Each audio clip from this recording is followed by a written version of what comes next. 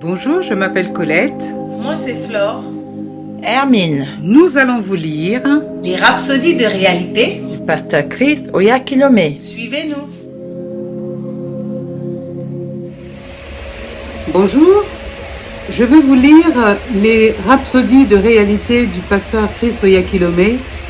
Et le thème de ce matin, 25 décembre 2019, est Jésus, la révélation de l'amour de Dieu.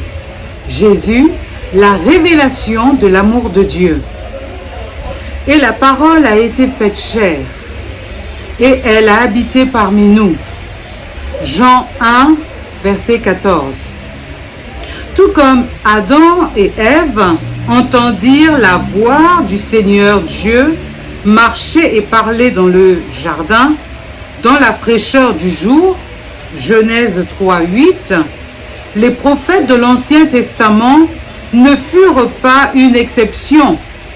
Certains ont entendu une voix dans leur esprit, tandis que d'autres ont entendu une voix d'en haut. Cependant, ils n'ont pas vu aucune forme ou image de cette voix.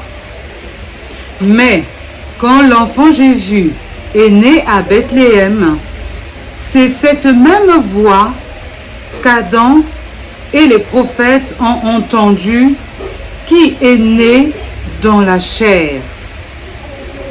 Jésus a toujours été la parole de Dieu dans le sein du Père. Mais maintenant, la parole a été faite chair et elle a habité parmi nous. La traduction grecque du mot fait est gynamea, gynomai, amener à l'existence ou devenir. Jésus n'a pas été conçu comme tout le monde.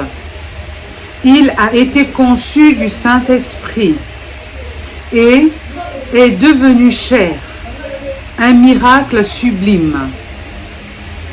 La plus merveilleuse partie de cette intrusion dans le règne des sens n'était pas seulement qu'il fut revêtu de chair pour demeurer parmi les hommes, mais c'est qu'il était l'amour inébranlable, immuable et inconditionnel du Père.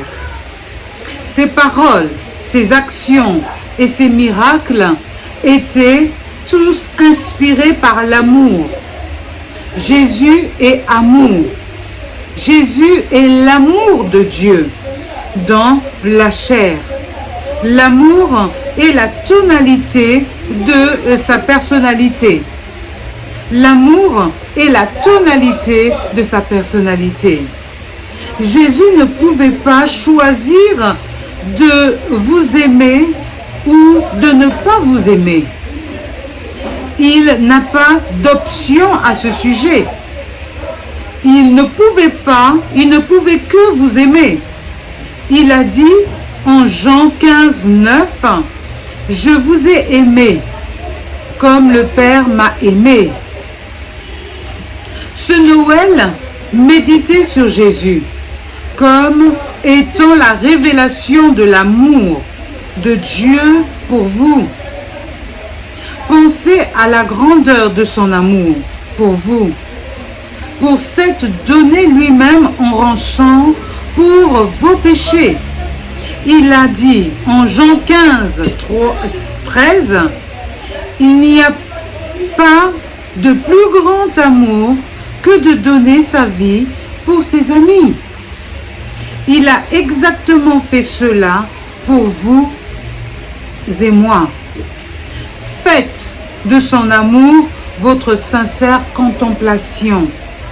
Restez et reposez-vous dans son amour incomparable et inconditionnel pour vous. Si jamais vous comprenez cette vérité, elle éveillera soudainement en vous votre valeur et vous ne serez jamais découragé, déprimé, craintif, effrayé, intimidé ou honteux. Quels que soient les défis, votre prise de conscience de son amour pour vous fera de vous un succès et un vainqueur pour toujours. Joyeux Noël! La prière d'aujourd'hui, c'est « Cher Père, merci de montrer d'une manière si spéciale ton amour pour moi. Je serai toujours reconnaissant et conscient de ton amour et je l'exprimerai à mon monde. Au nom de Jésus. Amen. Pour une lecture approfondie, vous pouvez lire Jean 15 au verset 12 et 13. C'est ici mon commandement. Aimez-vous les uns les autres, comme je vous ai aimé. Il n'y a pas de plus grand amour que de donner sa vie pour ses amis. Nous avons aussi 1 Jean 3, 1. Voyez quel amour le Père nous a témoigné pour que nous soyons appelés enfants de Dieu. Et nous le sommes. Si le monde ne nous connaît pas, c'est qu'il ne l'a pas connu. Jean 3,16 nous dit « Car Dieu a tant aimé le monde qu'il a donné son Fils unique, afin que quiconque croit en lui ne périsse point, mais qu'il ait la vie éternelle. » Alléluia! Je vous souhaite un très joyeux Noël à tous. Soyez bénis. Au revoir.